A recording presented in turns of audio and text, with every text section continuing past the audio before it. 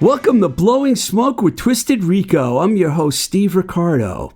We've had the Reverend Hank Peirce on the show before. He's such a cool dude. I asked him to come back on again, and we did a great interview. I'm going to play it for you shortly. We talk about some heavy stuff that's going on in the world and also some stories about when he was on the road with Slapshot and the Straw Dogs, and he used to tour with a lot of bands. He went from being a punk rock roadie to becoming a minister. It's quite a story.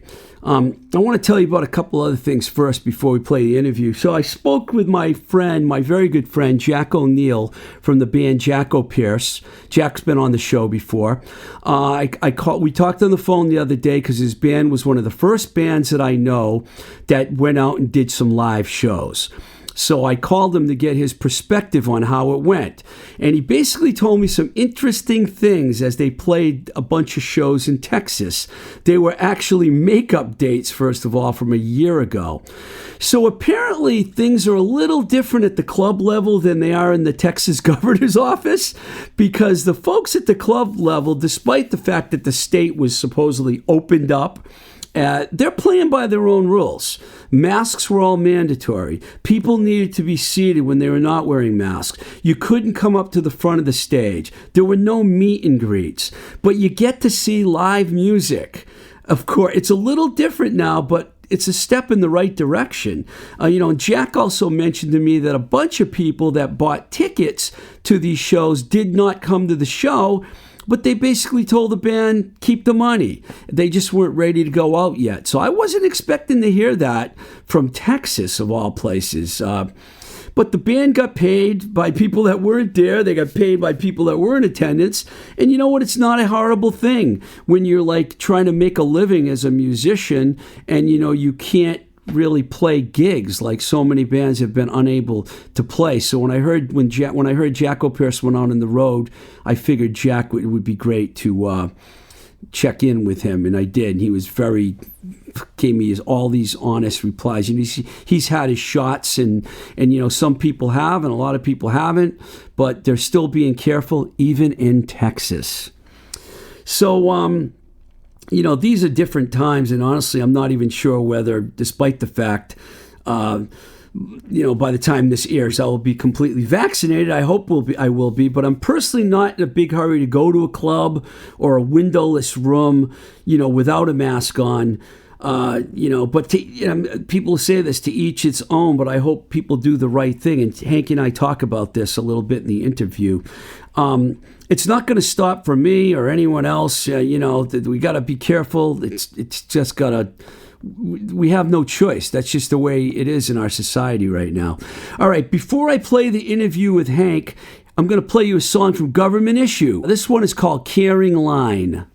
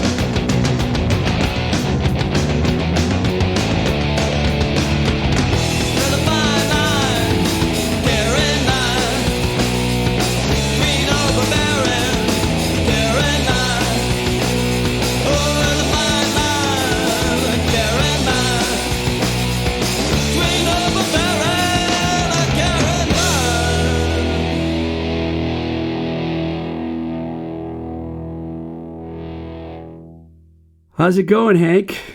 It is good to be here. It is, as I was saying just a moment ago, it's good to see friends. It is like food for the soul. I spend all day like on Zoom with church members or dealing with that stuff, whom I love, these people that I work with, and but I so often forget, like, oh, I've got friends, and so seeing you is like, yeah, a victory. Yeah. This is excellent. I'm so excited I didn't even do the intro. Welcome to Blowing Smoke with Twisted Rico. I'm your host, Steve Ricardo. Today we have the Reverend Hank Peirce. Did I say Peirce right? No, it's Peirce. Peirce. See, I said it wrong last time. It's a weird Yankee thing. Peirce. Don't worry. Yeah. I'm going to just spell your name P-U-R-S-E from now on. Yeah, or P-E-R-R-S, right? Yeah. So Hank was on the show, I think about maybe 14, 15 months ago, because it was before the pandemic. Yeah. Oh, that's right. Yeah. And we were recording down the hall. But I wanted to get you back on here to talk about some interesting topics that I think you will like. Why don't you tell me what it's been like for you, and tell our listeners what it's been like for you in the last year, because I've been asking people that and I'm getting all these different responses.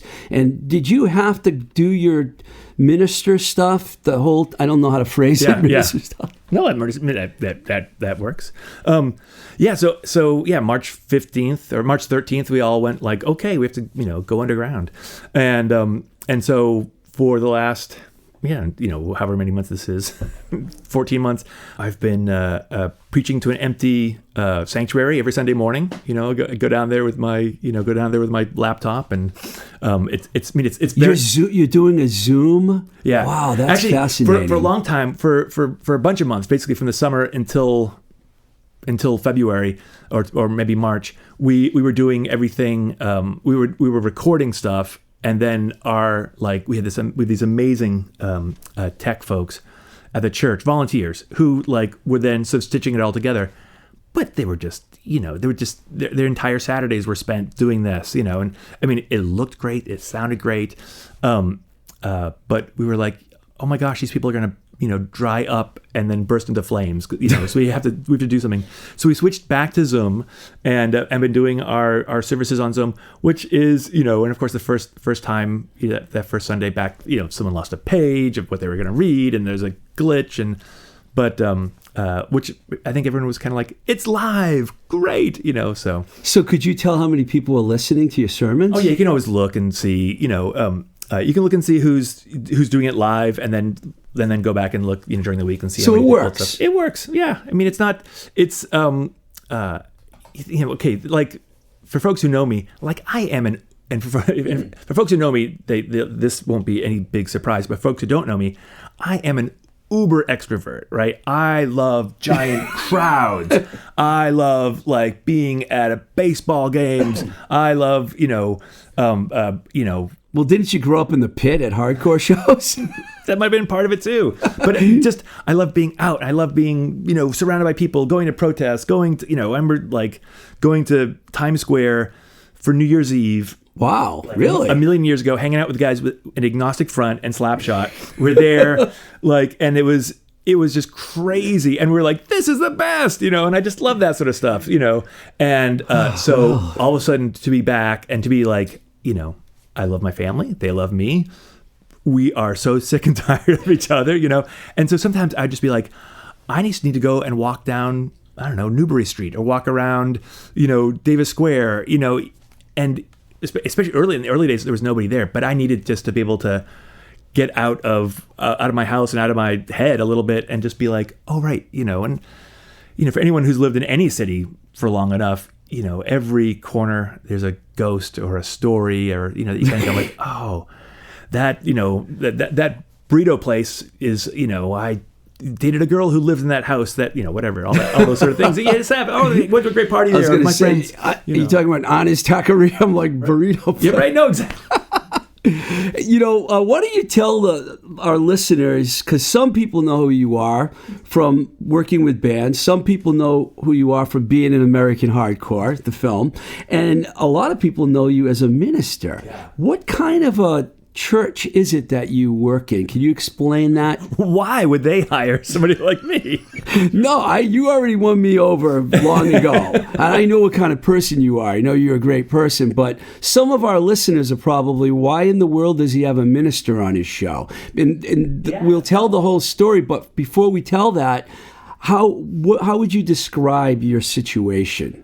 So I'm a Unitarian Universalist minister, and I have that's the church I serve is in Reading, Massachusetts, just north of Boston, and it is a Unitarian Universalism is this very eclectic faith. Historically it grew out of the Pilgrims, but one like what's at the core of sort of really from the Pilgrims on was was a congregational polity, right? So each congregation gets to decide what to believe, and they make up their own covenant. Really? Right. So there's no it's really about it's not necessarily about belief, but it's about action. So it's we join together in common cause with each other, not necessarily out of common belief, except for the belief of freedom of the freedom of belief. And you've been doing this for a long time now. Yeah, 22 years. Wow. I know. Like, oh my God, I've got gray hair. Oh yeah. You got more hair than I do, so. But I would be happy you have good hair, actually. So, I met you in 1986 when you stayed at my house, and I didn't really know you then. Yeah, 85, 86. Yeah, that's right. Yeah, when you were on tour with the Straw Dogs, who were the FUs. And are back to being the FUs. Yeah. Right, back to being the FUs again. And then, from that point on, we got to know each other more because we lived in the same neighborhood in Davis Square. Yeah. And we used to see each other at Diesel a lot, which I already went to today, as you can see by this iced tea. I give Diesel a free commercial on every show. I hope they appreciate it. I love those guys. They're so good. Lovely folks. So, yeah. But you haven't really just checked out of music. You're still very involved. I certainly...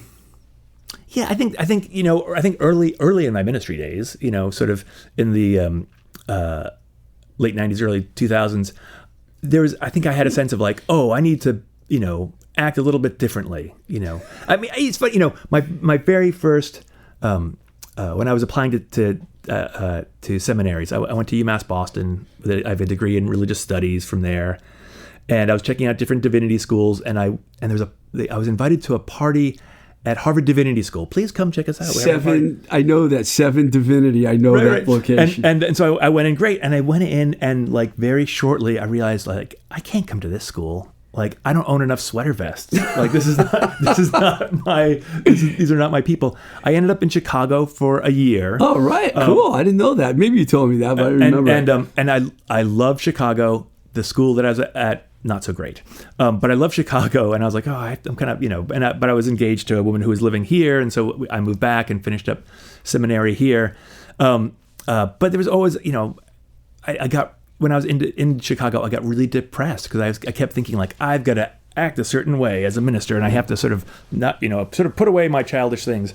And I got really depressed because I was like, I realized like, oh, this is not who I am. I have to sort of be me, and which is sometimes great, and sometimes it drives my churches crazy. The churches I work for, because they're kind of like, what are you talking about? We don't understand, or you're still friends with a lot of guys in bands and stuff, right? Yeah.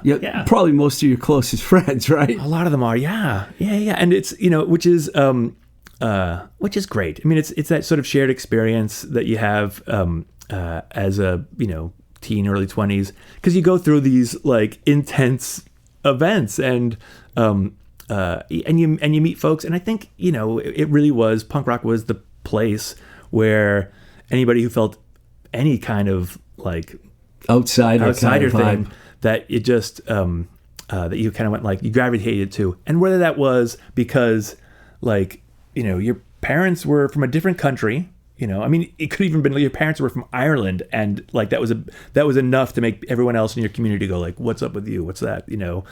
Or you were poor or whatever, or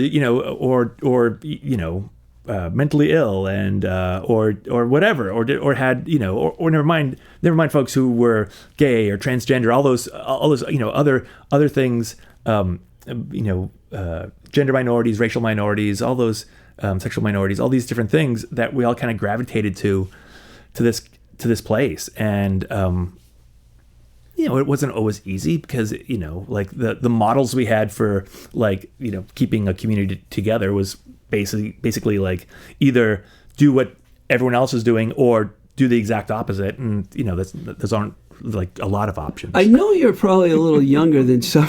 I know you're probably a little younger than some of those guys, but were you around the Boston crew at all, or were you too young? I was. Yeah, I'm a few years younger than those guys. So and I grew up outside of New Bedford, down in lovely Fairhaven, on the South Coast, and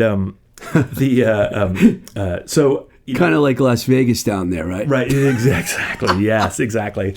And so I went to shows in Providence a bit, but ever since once again, like growing up out in a small town, and then you go to a big city, and like I said, uber extrovert. I was like, why am I down with like? There's nobody down here but trees and fish, and I want to get out. And so started coming to shows up here, 83, 84. The hardcore movement was still going strong. Oh, yeah. 84 was a big year, actually. A lot of great records came out. Came out that year. And it was, and it's still, I mean, I still have dreams about like some of the apartments I lived in at those times and all that sort of stuff. So, I want to talk about more music, but I'm going to hit something else. I'm going to hit you up with something else first, because we got to talk about this. I've always felt that I could talk to you, and you're not a judgmental or a preachy person, so it was always easy for me to talk to you, even though I'm a Reformed Catholic. I guess that's the only way that I can describe myself. So this situation that just happened is something I wanted to get your opinion of. We have a long way to go, obviously, now that Derek Chauvin, or however you pronounce his name, was charged with 3 counts. But it kind of still reminded me yesterday of other things. When I was watching the verdict and it was over, the first thing that popped in my head was the L.A. riots. Because in 1992, I was living in L.A. when the Rodney King trial happened. And then from April 29th, 92 to May 2nd, it doesn't seem like a long period, but that city was engulfed in rioting and everything bad that you could ever imagine. It all came back to me, so I kind of like, I don't think people have healed since then, and I think it's gotten a lot worse. And the social injustice issue, racial injustice, social injustice, whatever you want to call it, is such a big issue now. What is your take on all of this, and how can we deal with it? And it's I think that's you're talking about sort of having a visceral reaction, because you're sort of your body has reminded you of that, and it's only and we can only imagine what it must be like for people of color who's generation after generation. This at the end of May 31st is the 100th anniversary of the Tulsa Race Massacre, right? I remember. I heard where this supposedly a young black man rode in an elevator with a young white girl, and he said something or did something supposedly, and it was then licensed to go out, and officially 36 people were killed, but really much more like 300, and a whole like neighborhood was burned down. So it's like, and for those folks who live in Boston, it's it's not just like Bay Village. I mean, it's like Alston was just wiped out, and a friend was saying just yesterday, someone I work with, said that she'd gone to Tulsa, and someone had pointed out like, oh yeah, that's where the old neighborhood was, and it was just like a big parking lot. Like even 90 years later, they still haven't really like addressed it. It's like a giant scab, right? And I think for people of color, like every time one of these things happen, it's once again just just brings it back to us, that feeling of of like a PTSD reaction to it, And I was really scared, by the way, in 1992. I was working for A&M at the time, and they were on Sunset La Brea, which is not too far from where a lot of the problems were going on. And I remember there was a curfew till 7 o'clock every night. And then when you drove around, like one day I'm in my car and at a light, and there were 4 black guys right next to me. And I looked, and they were all looking at me, and I was like... I felt so weird. It was just like, I mean, you can't say I'm not one of them, because what are you going to do, you know? Yeah. Because there's been such a long history of it. Oh, and it's you know, and it just adds to the depth of and the need for justice, you know, and I mean, it is. You know, I read something this morning in the paper that said since 2005, there have only been 7 convictions of police officers for murder, while there are like 1,100 shootings by police officers every year. And you know, and yet this is, you know, this does provide, I mean, momentary release. It's one case. Satisfaction. Right. I mean. Yeah. It's one case, and hopefully it will be a turning point. But it's crazy to think that like 7 in the last 15 years, 16 years, 7, you know, incidences, and that people are going like, America's changing, and you kind of go, like, you know, I sure hope so. It is, you know, and it's. We've lost a lot of trust in our leadership and law enforcement and the whole judicial system, really. I think some of it also is that we are finally seeing the systems that were there. You know, we're finally seeing these systems that were there that promoted white supremacy, and that we benefited from, even if we didn't, like, you know, I mean, just the fact that, like, I don't get pulled over by the cops driving around, or that I get let go even after I pull a jackass move. I remember, like, you know, pulling around a bus in Chelsea once, you know, because I was pissed off at somebody else in the car, and I was like, ah, and I, you know, and the cop pulled me over, and just was like, oh, what are you doing? Like, I should have gotten a ticket. You know, whatever. It was a totally dangerous thing that I just did. He's like, all right, go, you know, and, that doesn't happen to too many people of color. Right. You know, and you know, and not to discount, you know, people who are white, who have had, you know, like, you know, crappy lives, you know, economically, socially, all these other ways. But like, there's just that element of not being, you know, treated badly. Yeah, Black Lives Matter just wants an even playing field. They're not saying they want to be better than everyone else. They just want to be equal. Yeah, it's just, you know, it's just a, well, and I think it also really has pointed out just the way that the police departments have been trained to act and react, and they need to be vetted more, I think, you know. Vetted more, but also just the training. You know, the training is sort of like, you know, it's sort of like, we are warriors, as opposed to like, we're here to help, you know. And I think, you know, and of course it's not easy. You know, one of my best friends is a police officer. My grandfather was a police officer. You know, you often get called to like the worst situations in the world, you know, but sometimes you often create those situations, you know, and just, I mean, I think this time has, and I think especially for people who are younger than you and I, they've grown up, you know, with real clarity about the systems that are out there, whether it's economic systems, whether it's environmental systems, whether it's systems of racism, and people are going like, time to, like, this is time for us to shake this stuff up. There was a theologian, and her name was Phyllis Tickle. And I only remember her name because her name is Phyllis Tickle. And she popularized this idea that every 500 years in Western civilization, there's a great upheaval.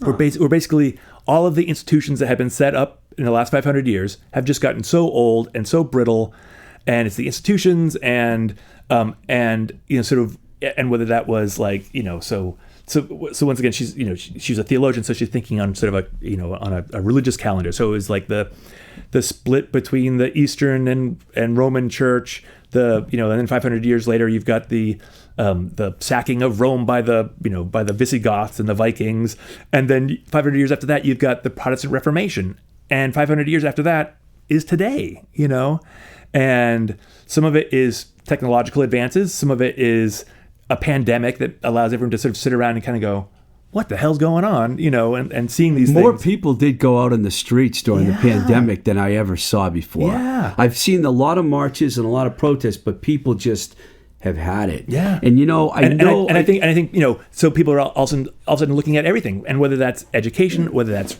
religion, whether that's healthcare, all these stuff, even like the anti-vax. Let me also back up and sort of say, I hope everyone who can get a vaccine can do it. I know we have to be careful. Not everybody can. For I'm health one reasons. down, one to go. Right. And I don't like needles. I never got a flu shot, but I feel the importance of this moment in time because I know people who lost people. Right. A lot of them. Yeah. I mean, we got hit really hard here in Massachusetts. Yeah, we I lived in Pittsburgh and I just moved back here. And it's a little different there, We've got really crowded subways and crowded buses and crowded everything, Yeah. It's not a spread out city. It's like a big bunch of people all together, know? Yeah. And those things spread. And so like, I hope everyone who can get the vaccine takes the vaccine. Yeah.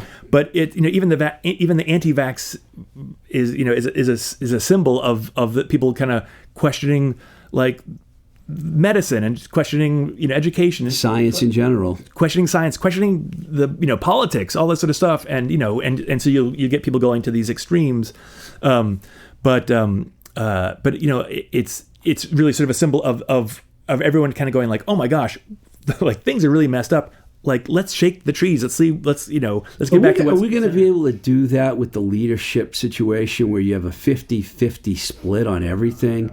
I mean, some people on the right just don't seem to want to do anything, It's like they don't want to change. I mean, my biggest issue I have with our society is, using a line from Elizabeth Warren, it's a rigged system. It heavily favors the top and it's nothing for the people at the bottom. What do people that when they come to you and they want to talk about this, what can you say to them? Yeah, and it's it's true, and the amazing thing is that people in the middle are seeing that.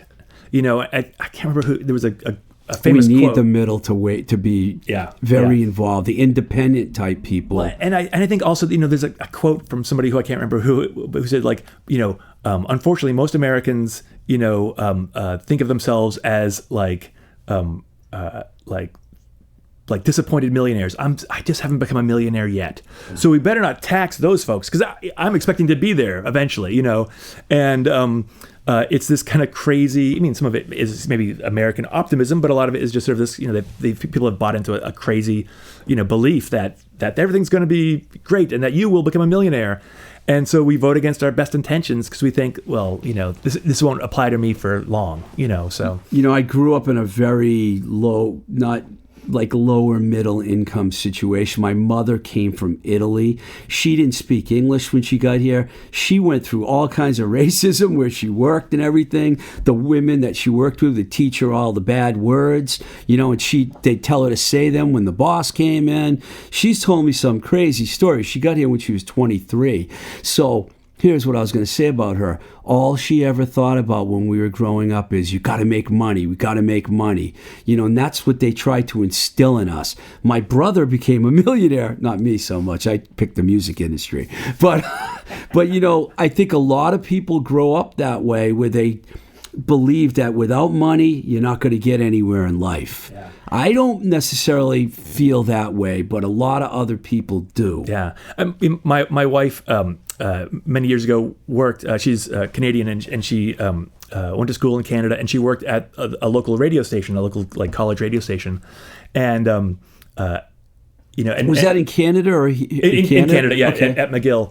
And so she'd be running like a jazz show and she did some other stuff. And then after her was a Haitian show. And where like her group, they would have like, all the different, folks who have, shows on the radio station come together. And so it was mostly like, white college kids, who are like, okay, yeah, we're going to put on this jazz show and hopefully we'll make some money. We're going to do this thing for free. And in the Haitian community, they're like, oh yeah, we're putting on a dance and we're charging money. And And it took them a while because all the white kids were like, that's, why are you making money off this college station? And then you finally realized, like, oh, right. For people who didn't grow up with any money, like, actually having money is important, and so we shouldn't be trying to like impose our virtues onto like other folks coming up, because it's once again it makes an us and them, where we really need to sort of center the Black experience in our in when we talk about race, like what it must be like for African American or Haitian in Canada, or all these different things. And it's a complicated issue. It's gotten, what happened the last 4 years before this one, it took things to another level of like us versus them, and now I feel hopeless sometimes, Hank. Sure. Yeah. I'm glad you're here, because maybe you can make me not feel so hopeless, that there is hope for myself and other people out there, that there's enough people on the right side of this that are going for the equality. And I'm talking about transgender, gays, lesbian, everything. Everyone needs to be treated the same. Yeah. And I don't know how we're gonna do that.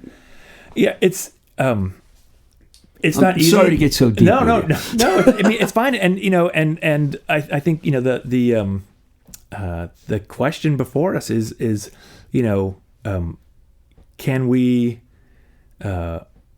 be able to do this in a timely method and manner that will make an impact in people's lives today? I mean, and whether it's so. It's Earth Day is coming up, and that's my sermon this coming Sunday. It's about Earth Day and the realization that it's not just about like me picking the right garbage can to put my recycling in. It's about us saying to these big corporations like, hey, stop making that out of plastic. Hey, plastic's bad. I mean these huge corporations, right? These huge corporations are have in some ways convinced us that it's the individual's fault for all of this mess. And where like they've been selling it to us. It's a consumerist culture, and I think that's part of it. It's it's driven on greed and having wanting to have a unique thing or whatever. But it's these big companies who are like, hey, it's cheaper for us to make these bottles out of plastic than glass, and so let's do that, and and then try to convince the person who buys it like it's your fault for not putting that in the right thing, as opposed to like, oh, maybe we should have done something in the first place. If they would just teach everyone to bring their own containers and their own bags and everywhere where they go, that would be an unbelievable thing. Yeah. I know they're trying to introduce the new Green Deal, and they're talking about that now, but with the opposition with oil and even coal still, it's going to be hard for them to get that through. It's just too close. It's I mean, I use a joke because, of course, coming from the New Bedford area, my father's family were whalers, and I kind of go like, are we going back to that? Like how far back do we need to go to make America great? Are we going back to, whale oil lamps? Yeah, so, well, all the factories are gone in America, most of them. Where I grew up out in Worcester County, there used to be factories everywhere. They're all gone. Everything you look at now, made in China, made in Vietnam, made in India, very few things are made here. We basically created this situation. And I'm not so sure other countries are thinking about, excluding maybe France and Germany and some of them that seem to be more into clean energy. A lot of the other countries, I'm not so sure if they're getting it. Well, I mean, once again, it's like the experience my wife had at the radio station in Canada, where we're looking at India, or parts of China, and kind of going like, why aren't they doing better, for us? And it's like, we're trying to impose our values on them, and yet at the same time, we're also we've also created a demand for huge for demand, these cheap things, for this, for that, and so that right, yeah. I'm holding up my iPhone because this is from China. It's not made here. You know?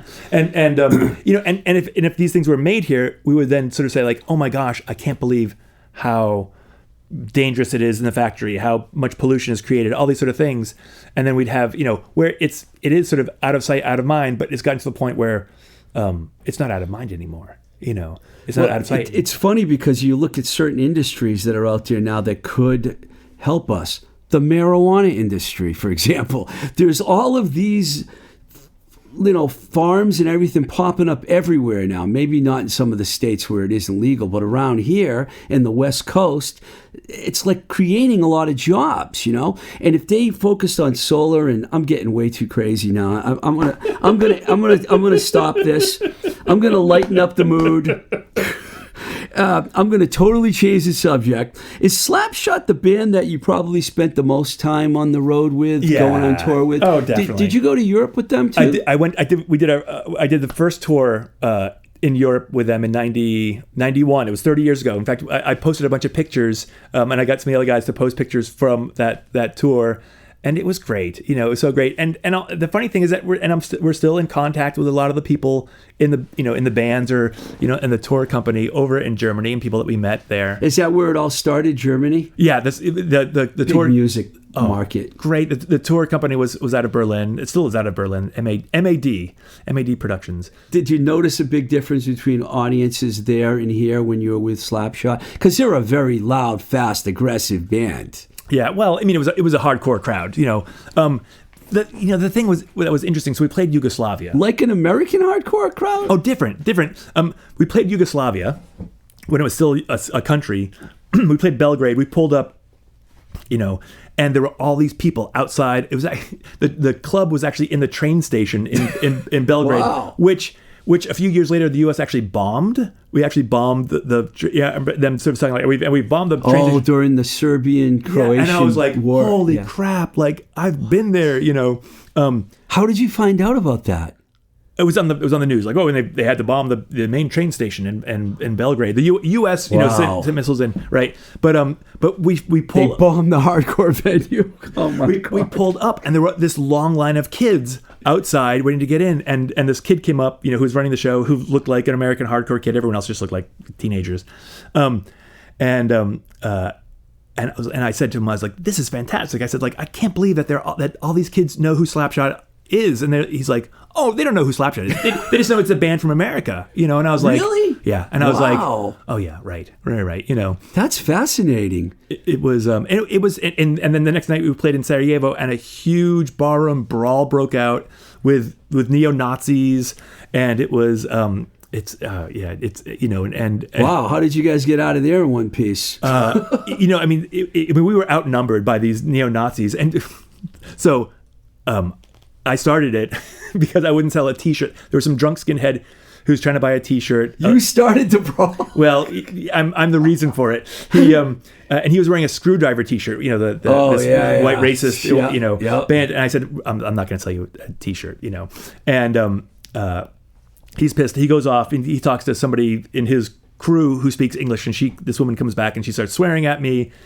And at that point, the band was actually off doing a radio interview. So it was me and our the German support band in this club, which is filling up. It was actually in the basement of this building. And I'm like, okay, you know what? And I've got my pockets filled with like Yugoslavian dinar, which was worthless, but still, I was like, I don't want to get attacked or rolled or anything like that. So we just packed up all of our T-shirts and put them behind stage. And then all these more and more skinheads started showing up, and I'm like, the band's not back, and I'm in back with these German guys. And this is before the show? This is before the show. Oh my God! I was literally breaking chairs to make weapons. it was like. Did you actually have to get physical? So then the German band goes on. Some shoving and pushing, but that was fine. Slapshot goes on. Some kid comes up, and Zeke Hiles, and then Steve from Slapshot just drop kicks the kid off stage, and that was it. All of a sudden, boom, and like, of course, before this, Slapshot comes back, they're like, "Oh, we did a really great radio interview," and I'm like, "I've started a fight."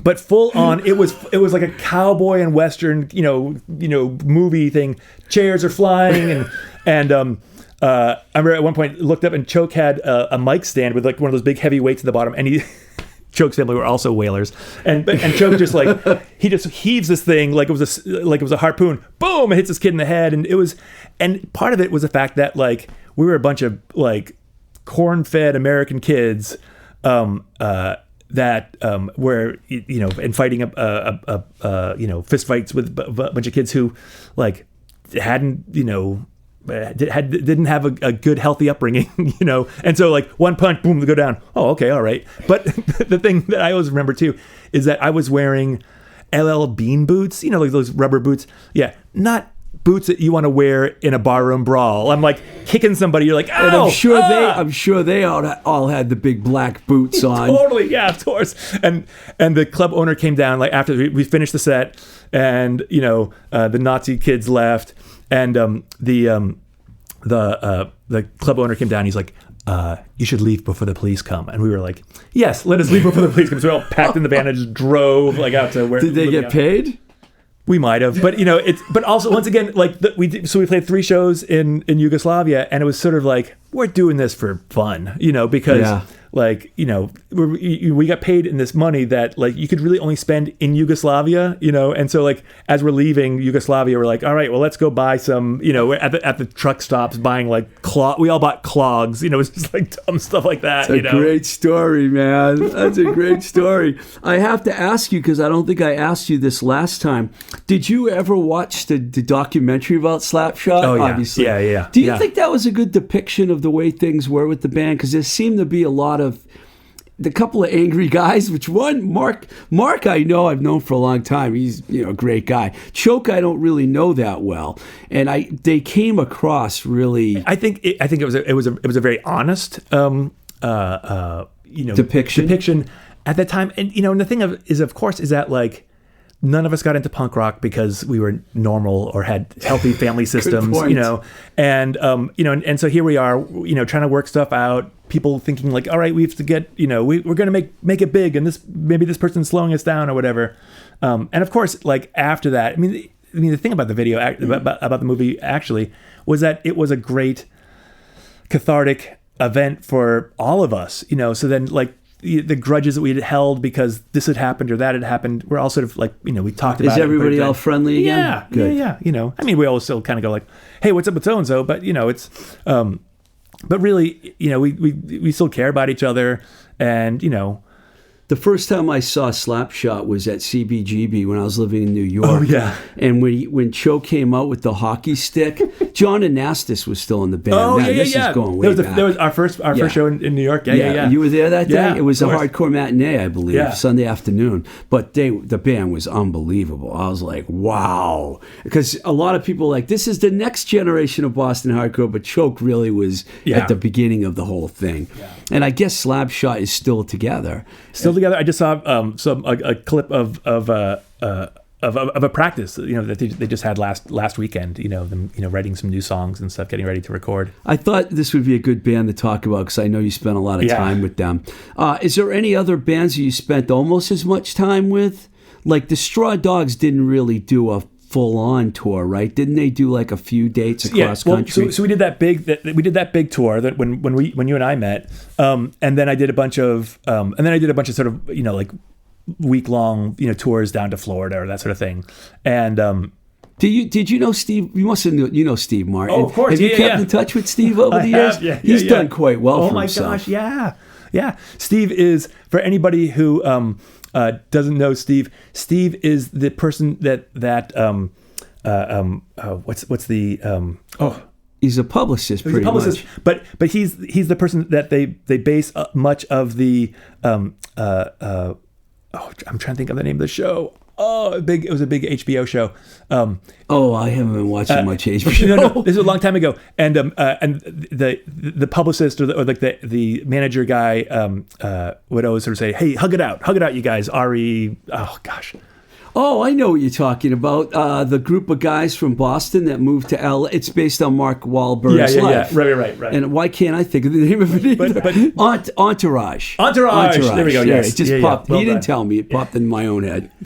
Entourage. Wow, that's an interesting comparison. That Steve. Well, not completely, but some of the things, you know, are sort of based on Steve, who's like, no, I gotta, you know, I mean, because I think also, you know, coming up in the music scene and having real experiences in music, Steve has a really different set of expectations for, you know, the music industry for the musicians that he represents. When I was working at Giant Records, and I was out in Long Island. Dutch East India was located in Rockville Center. Steve was writing for a Long Island paper, and he started reviewing all my bands. This is before I even... His ex-girlfriend actually was my intern for a little while. Oh, no kidding. Yeah, he called me up one day and, can my girlfriend come in and be your intern? I'm like, yeah. But then I saw Steve... Actually, I'm wrong, because he had already been in the Straw Dogs. This is after the Straw Dogs.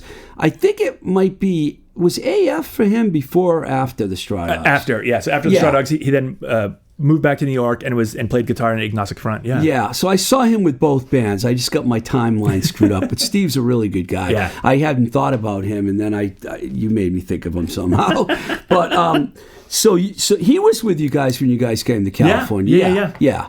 It was weird. It was like that whole thing is like just a blur as far as my memory goes. I know the whole band stayed at my house, but I don't remember much else about it. Well, and of course, because like we came to you, so for us it's like, oh yeah, and we did this, and we came, we played, in LA, we played in San Francisco, we did, we played in all these other like small little towns and places, and Kevin was the other roadie, and Kevin was 17 at the time. And he's the one that reminds me about the bad job I did of having a barbecue. I think I brought this up the last time, and I don't even remember that. I was working a full-time job at the band's record label, by the way, at the time, Enigma Records. And Kevin, because Kevin was like underage, and his mom made me promise to like take care of him, like to make sure. I'm like, okay, I will make sure that Kevin doesn't get arrested. I didn't do a good job, I guess. Kevin's a great guy, a great guy, a great father. Yeah, good guy. Really that band though, they have.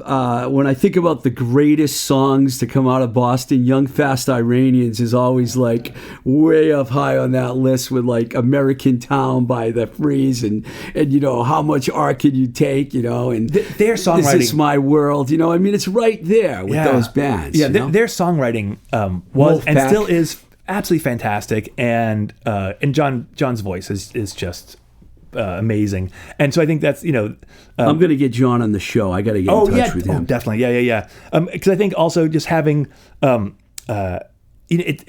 are certainly a band that I can listen to now and kind of go, oh yeah. I mean, it's funny that they sound more metal when you listen to them now. It sounds a lot more metal than hardcore. Yeah. The early FU stuff was like in your face, hardcore. And I think that's the case. I think in every music scene, every hardcore scene, that there were bands who, as they progressed, and certainly they matured, their musical taste matured, but also their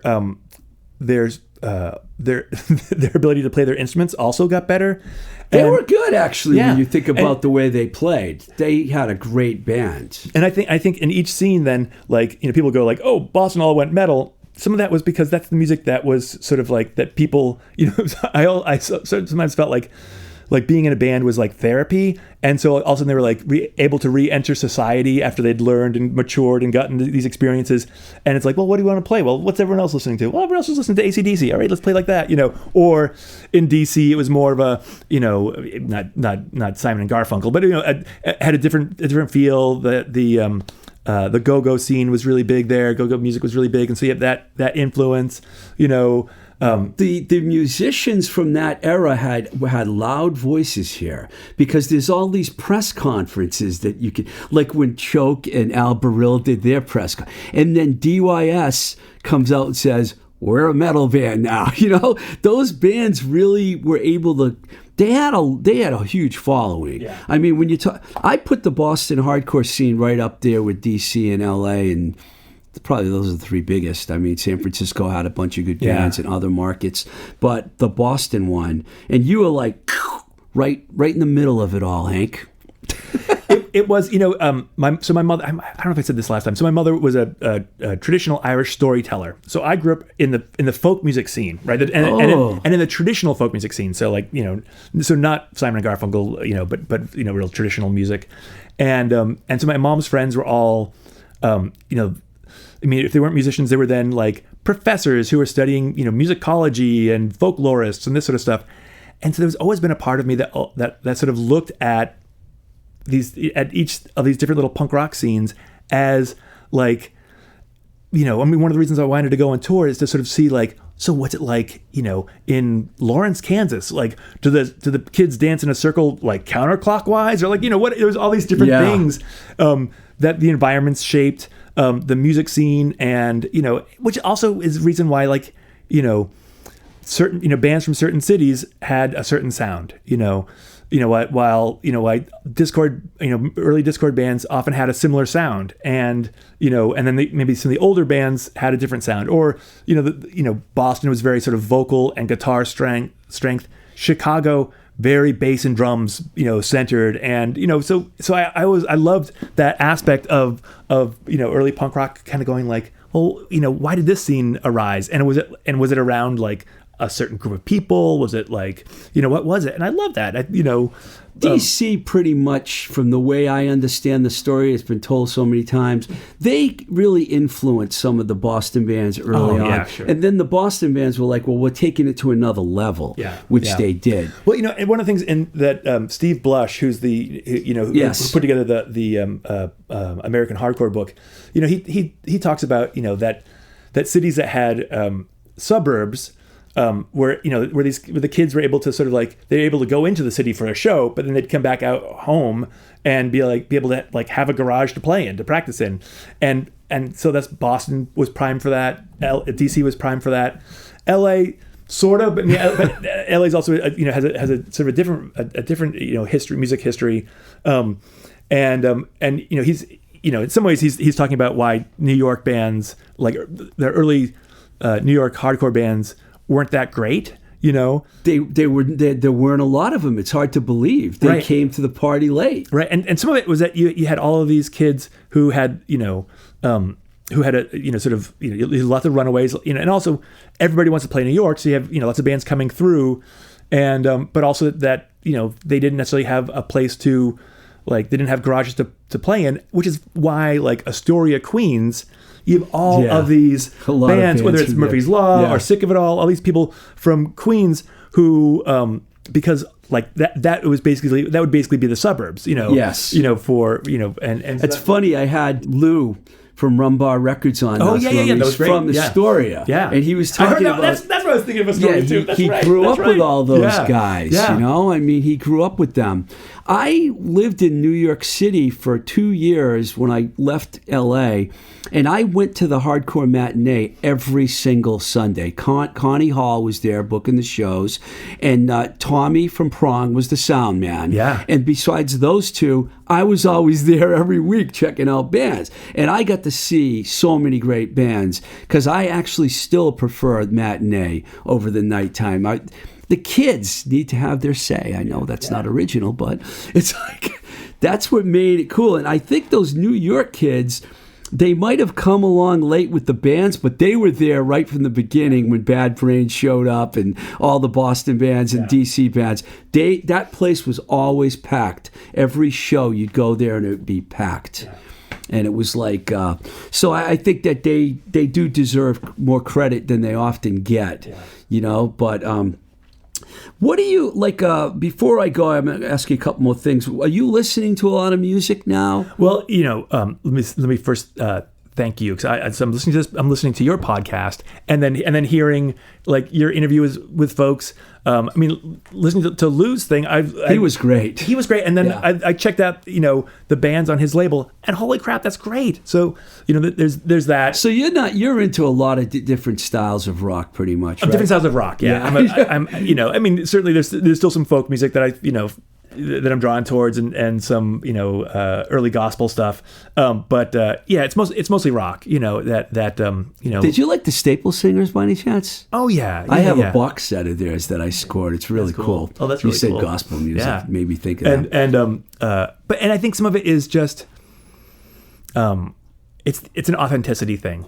For me, like I want people who are maybe can't play their instruments the best, can't sing the best, but there's a sense of realness that comes from which I think was one of the things that drew me to punk rock too. Is like, oh yeah, this is just us doing this stuff. This isn't like no one's looking for perfection.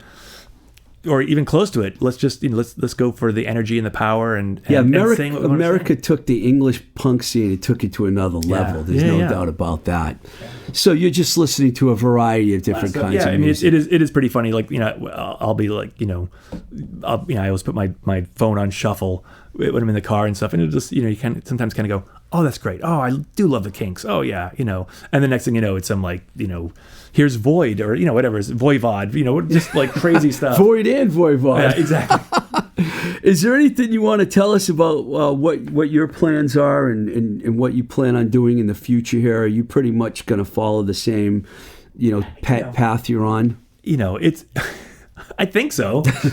It's been a tough year. I've friends who are also clergy, and every once in a while, when we've had bad days, we sort of say like, we should just open a food truck, and like, we can give food away to the poor, and then we can sell, That's nice. So there is always those things, and some of it also is realizing like, oh, I'm 55 years old, like, all right, well, like, and I've been trained for, a particular job, and I've been doing this job for, 22 years now, and like, all right, I guess, and I'm, I think I'm pretty good at this, and do I really want to do, I don't know, so I guess the short answer is like, I think I'll be doing this kind of stuff, but at the same time. If shows start happening, are you going to go out to see some shows? Yeah. Once again, like, the uber extrovert, I want to go see people. There's also, too, I think just being able to be anonymous in a crowd that I haven't experienced that in a really long time. That I think is needed for, once again, for me, just to be out and be like, because right now everyone knows where I am, what's going on, so yeah. Well, thank you, Reverend Hank Peirce. I got it right there. Exactly right. It rhymes with hearse, curse, and worse. Yeah. Thank you very much for coming on the show, man. And I'm sure we're going to be in touch. Hopefully we'll run into each other at a show. Oh, indeed. And let me just say, and the podcast is going great. Thank you, man. I'm so enjoying it. Thank you. I want to go get burritos in Pittsburgh, but for some reason. But yeah. Oh, baby loves tacos. Yeah, I'll be talking about them in a minute. Well, thanks for coming on, man. Oh, thank you for having me. Thank you for having me.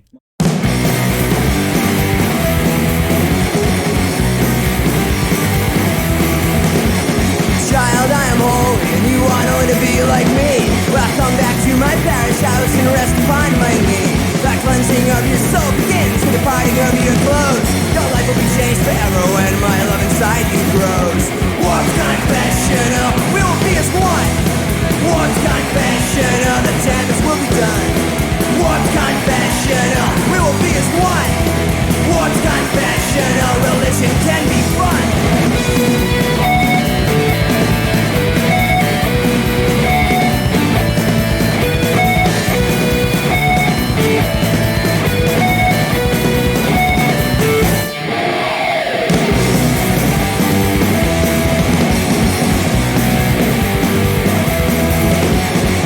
Stop your crying because love is learned from pain. Now I have enabled you to see the sun beyond the rain. I can almost see a halo there above those golden curls. Now run back to the nurses, go and get all the other girls. What's confessional? We will be as one. What's confessional? The damage will be done. What's confessional? We will be as one. What's confessional? Where religion's always fun.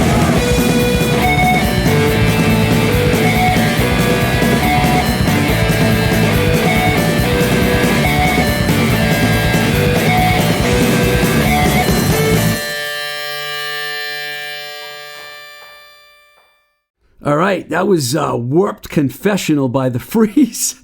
It's funny how coincidentally things happened. I didn't think that I was playing a song about confessions when I had Hank, the minister, come in here. But I don't know, my brain's doing things that I'm not. I'm also wearing a Black Sabbath shirt today, so it's kind of like a strange day. The Freeze, probably one of the most underrated bands of the early Boston hardcore scene, and the song Warped Confessional is from the 1985 album Rabid Reaction, which was their second album, which followed their magnificent album Land of the Lost. So how many times have I told you guys about Baby Loves Tacos? Like even last week when I said they're the best thing that come from Pittsburgh since Willie Stargell and Andy Warhol and possibly Bruno Sammartino. And even Mr. Rogers. I bet you didn't know that Mr. Rogers was from Pittsburgh, but he is. Well, you know, Baby Loves Tacos has 2 great locations and rumored to have a third coming soon. There's one in Bloomfield, which is like used to be the Italian section of town. I don't know if it still is. Millvale, which is right over the 40th Street Bridge. You can have some of the best Mexican-style food that you could ever imagine at Baby Loves Tacos. Baby Loves Tacos, where everybody eats. All right, so it's fun to have Hank on the show. And I like the idea, by the way, of bringing guests back for a second time as we get closer to our goal of 100 episodes. Man, this has sure been fun. And if you want to help keep this going, please support and check out the Patreon page at patreon.com/twistedrico. And you can reach out to me at twistedrico@gmail.com. There's also a Facebook and Twitter page. And we have a Blowing Smoke with Twisted Rico YouTube page. And I never say this, but I'm going to use a cliche. Please subscribe. And as they say, hit the like button. And I'll appreciate it. Thanks to our engineer, Nick Z, here at New Alliance East in Somerville for doing a consistently amazing job every week. Until the next time we say goodbye, this is Blowing Smoke with Twisted Rico, and I'm your host, Steve Ricardo. Keep the rock and roll alive.